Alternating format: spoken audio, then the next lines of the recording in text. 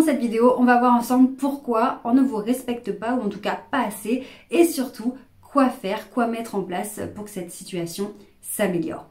Je vous invite vraiment à vous abonner à la chaîne et à cliquer sur la cloche de notification si tous ces sujets vous intéressent, comment mieux communiquer avec les autres, vous sentir mieux dans vos baskets, avoir plus d'estime pour vous-même, plus de confiance en vous. Vraiment, ce sont des sujets qui me tiennent extrêmement à cœur parce que ils me concernent directement. Pendant des années, je me suis sentie très mal, dévalorisée.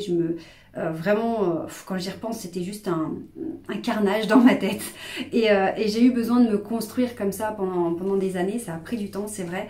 Mais voilà, vraiment, je vous souhaite de toucher à cette paix intérieure, de cet amour pour vous-même, de cette confiance en vous qui vous rend inarrêtable, inébranlable et qui vous permet vraiment de vous construire la vie de vos rêves. C'est vraiment tout ce que je vous souhaite. Donc abonnez-vous bien à la chaîne et mettez-moi toutes vos questions en commentaire, c'est avec plaisir que j'échange avec vous. Alors du coup, aujourd'hui, cette question de pourquoi les autres ne me respectent pas, c'est quand même un truc de dingue. Je vois pas pourquoi ils se permettent des choses comme ça avec moi. Et bien là, la première explication, c'est quelque chose de très simple, c'est que les personnes qui ne vous respectent pas ne voient pas vos limites.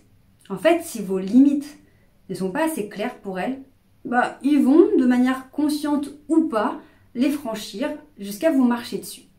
Alors, certaines personnes ont pas trop de scrupules et elles s'en foutent même si elles sont conscientes de vous manquer de respect ou d'être dans l'abus. Mais d'autres personnes ne vont pas du tout s'en rendre compte en fait. Elles ne se rendent pas compte qu'elles ne vous respectent pas, que vous avez le sentiment de ne pas être respecté parce que les situations, la relation fait qu'elles n'ont pas vu qu'elles avaient franchi votre limite. Donc la première des choses, c'est de se dire, tiens, est-ce que je mets les limites? Est-ce que je fais comprendre à une personne lorsqu'elle dépasse les bornes? Est-ce que je lui fais comprendre? Est-ce que par un moyen ou par un autre, elle a compris que là, non, ça passe pas? Et là, on va comprendre ensemble ce qui fait qu'on n'ose pas imposer ses limites. Parce qu'il y a des personnes qui sont, alors souvent c'est dans de la communication directe, les personnes n'ont pas peur de montrer les limites. Alors c'est des personnes qui vont tout de suite dire quand elles sont pas contentes. C'est aussi des personnes qui vont pas avoir peur de faire un scandale au restaurant, dans un magasin. Si il y a quelque chose qui ne va pas, elles vont le dire. Ça dépasse les bornes, ça dépasse leurs limites. Elles ont l'impression qu'on leur a manqué de respect, donc là non. Donc là elles le font tout de suite comprendre. Et du coup, alors c'est légitime ou pas selon les contextes et les situations, mais en tout cas les limites sont claires, elles sont définies, elles sont exprimées. Il y a d'autres personnes sur une communication plus indirecte, un petit peu plus diplomatique, qui vont aussi montrer, exprimer le fait que la personne a dépassé les limites et qu'elle ne cautionne pas ce comportement ou en tout cas ce qui s'est passé.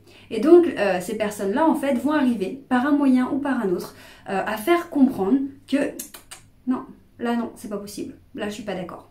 Et donc on va repousser la personne en dehors des limites du respect, en tout cas qu'on considère comme le respect. Parce que là aussi c'est un autre sujet, qu'est-ce que vous mettez dans le mot respect? Qu'est-ce que ça signifie pour vous de vous faire respecter ou pas? Parce que selon les personnes, ça va être aussi différent. Donc la première des choses, première question, est-ce que j'ai des limites qui sont claires pour moi et pour les autres? Est-ce que quand quelqu'un franchit la limite avec moi, je lui signale, je lui montre, je lui exprime? Est-ce que je le fais ça? Peut-être que je crois le faire, mais que l'autre n'a pas compris, n'en a pas conscience. Donc, si vous regardez cette vidéo, en général, c'est que vous n'êtes pas dans de la communication directe. On n'est pas dans du frontal, parce que sinon, vous ne seriez pas en train de regarder cette vidéo. Et franchement, c'est mon cas. Moi, je suis pour la diplomatie, la souplesse, et à tel point que j'avais vraiment la sensation de ne pas être respectée parce que j'avais tellement peur. Et justement, on va en parler. Quelles sont ces peurs, souvent inconscientes, qui nous empêchent d'exprimer notre mécontentement, qui nous empêchent de montrer nos limites? Eh bien, la première des choses, souvent, ce que j'entends, c'était aussi ma première peur, ce que j'entends avec les personnes que j'accompagne, c'est la peur d'être méchant. Tu comprends? Je veux pas passer pour le méchant, je veux pas blesser la personne. Si je lui dis que je suis pas content, que je suis pas d'accord, ah là là, je vais passer pour quelqu'un de méchant. Non, en fait. C'est pas être méchant que de dire qu'on n'est pas d'accord. Simplement, il va falloir remettre le curseur au bon endroit et reprendre votre place. Parce que vous avez le droit, en fait, si la personne fait quelque chose que vous ne cautionnez pas, vous avez le droit de ne pas être d'accord. C'est pas être méchant, en fait. C'est simplement qu'il y a une limite à pas franchir et voilà, vous n'allez pas vous laisser piétiner, marcher dessus, vous laisser insulter ou peu importe. Bah non, en fait, vous n'êtes pas méchant, vous êtes dans votre droit. Donc, on va arrêter de croire qu'on va être méchant, en fait. Non, vous êtes juste dans votre droit, c'est juste votre place normale. Alors peut-être que oui, ça va pas lui plaire à la personne en face, parce qu'elle est en train de faire un truc et vous allez lui dire, bah non, en fait, ça marche pas comme ça. En fait, non.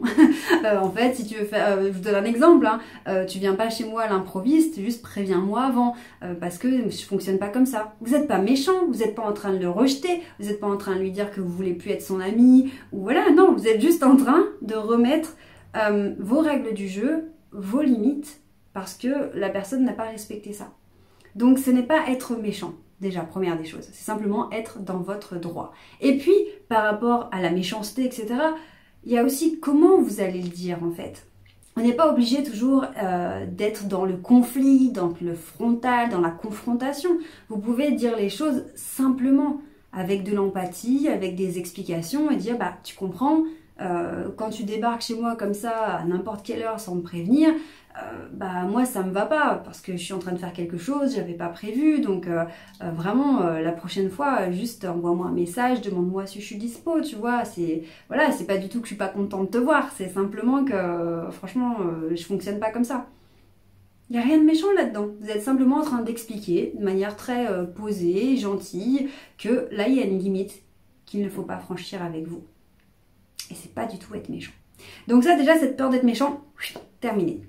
Il y a aussi une autre peur qui peut arriver, c'est la peur finalement d'être rejeté ou d'être abandonné. Parce que tant qu'on n'impose pas ses limites, tant qu'on dit dit pas qu'on n'est pas d'accord ou que voilà, on ne se rebelle pas quelque part, bon bah voilà, on accepte tout en fait. Parce qu'on a tellement peur d'être abandonné ou d'être rejeté que on est toujours en train de se demander voilà, qu'est-ce que veut la personne, voilà, qu'est-ce qu'il faut faire.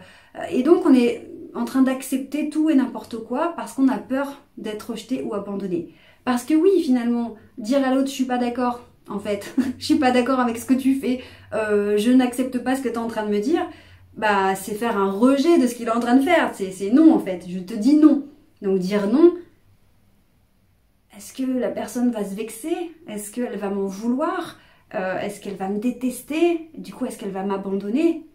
Bah, si vous êtes dans votre droit, que c'est légitime, il n'y a pas de raison que cette personne vous rejette. À moins que cette personne soit incapable de se remettre en question, etc. Et qu'elle soit vraiment de mauvaise foi. Mais sinon, non, en fait. Si vous n'êtes pas insultant, vous n'êtes pas méchant, vous êtes juste dans l'explication que non, vous n'êtes juste pas d'accord, il n'y a aucune raison de vous faire abandonner ou rejeter. On est juste dans un dialogue, en fait. On est juste dans une communication. Et c'est juste vous qui allez vous préserver de ce manque de respect. C'est tout. Donc, vraiment, ce que je vous conseille, c'est si vous avez le sentiment que les gens vous manquent de respect ou vraiment se permettent des choses avec vous qui ne se permettraient pas avec d'autres, demandez-vous comment vous réagissez en fait quand ils commencent comme ça à dépasser les limites. Est-ce que par peur de paraître méchant ou par peur d'être rejeté, par peur d'être abandonné, justement vous les laissez faire, vous osez pas, vous osez rien dire, vous laissez faire, ou est-ce que vous le montrez? Peut-être que vous ne montrez pas suffisamment. Et encore une fois, il y a des tonnes de manières de montrer que vous n'êtes pas d'accord. Je vous en parle quand je vous accompagne en individuel parce que j'ai lancé une formation en accompagnement sur se faire respecter. Et finalement, on se rend compte qu'il y a plein de choses pour montrer qu'on n'est pas d'accord. Un exemple, c'est laisser du temps avant de répondre à un message. Au lieu de répondre dans l'heure, on va répondre que le lendemain. Ou c'est d'être moins disponible. Ou c'est d'être moins dans j'acquiesce, je t'aide. Voilà, c'est d'un coup, c'est comme un peu une petite guerre froide. Voilà, de manière très subtile, très indirecte. Mais le but, en fait, c'est que l'autre se dise tiens, il y a un truc qui est bizarre. Tiens, il y a un truc qui est pas normal. C'est pas comme d'habitude. D'habitude, quand je fais ça, personne ne dit rien. Je pense que ça la dérange pas. Ou je me pose pas la question, comme ça c'est plus simple. Là, je crois que ça l'embête un peu. J'ai l'impression que la dernière fois que j'ai fait ça, ça lui a pas trop plu. Je vais peut-être pas le refaire. Et finalement, cette idée de communiquer de manière indirecte, ça va vous permettre de poser vos limites, mais en douceur en fait. et vous serez sûr de ne pas paraître méchant. Vous serez sûr de pas être dans une situation de confrontation, de communication directe et frontale si vous n'êtes pas à l'aise avec ça. Mais au moins, vous allez poser vos limites et montrer à l'autre que ah là stop, non, stop, là c'est pas possible. Parce que si la personne en fait franchit cette limite et que vous la laissez faire, vous allez lui en vouloir, mais vous allez aussi vous en vouloir à vous-même. Et après, ça va entamer votre estime de vous-même, l'amour que vous avez pour vous-même. Donc c'est pas bon en fait. Donc vraiment, si les autres ne vous respectent pas, c'est qu'ils n'ont pas conscience de vos limites.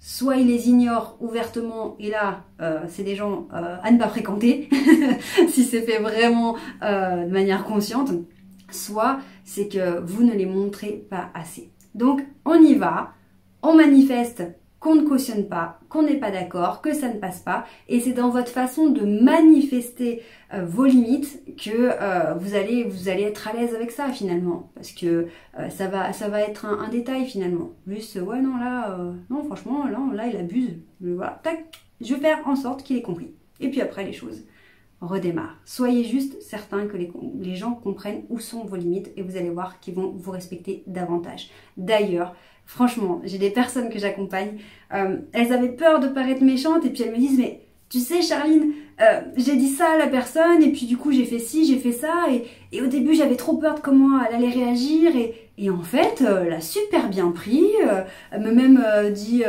ça, elle s'est même excusée pour ça, enfin la situation s'est totalement inversée.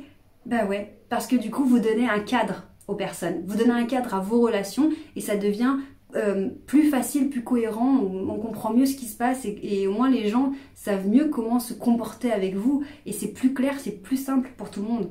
Donc allez-y, n'ayez pas peur de montrer vos limites et vous allez voir que tout va devenir beaucoup plus facile. Si vous avez des questions, posez-les en commentaire ou contactez-moi directement et puis on se retrouve très prochainement pour d'autres vidéos. Prenez bien soin de vous et n'oubliez jamais que vous méritez d'être heureux. Ciao!